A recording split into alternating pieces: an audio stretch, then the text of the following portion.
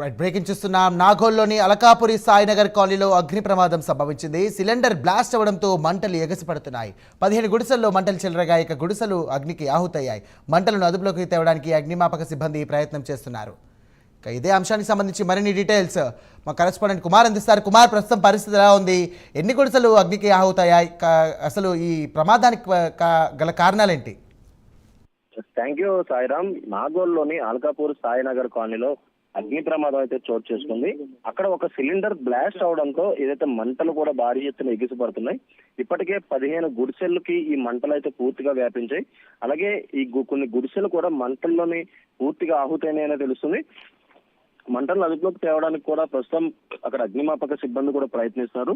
ముఖ్యంగా ఒక cylinder blast అవడంతో ఈ మంటలు అయితే ఏదైతే అంటుకున్నాయో తెలుస్తుంది. అక్కడ చుట్టుపక్కల కూడా పూర్తిగా గుడిసెలు ఉండడంతో కూడా ఒక్కసారిగా ఈ మంటలు రావడంతో కూడా ఒక గుడిసె నుంచి ఇంకో గుడికి మంటలు అయితే అంటుకొని పూర్తిగా ఏదైతే పొగ కూడా వ్యాపించింది. ఉన్న స్థానికులు వెంటనే అగ్నిమాపక సిబ్బందికి సమాచారం ఇవ్వడంతో ఇమీడియట్ గా అక్కడ అగ్నిమాపక సిబ్బంది కూడా అక్కడికైతే చేరుకున్నారు.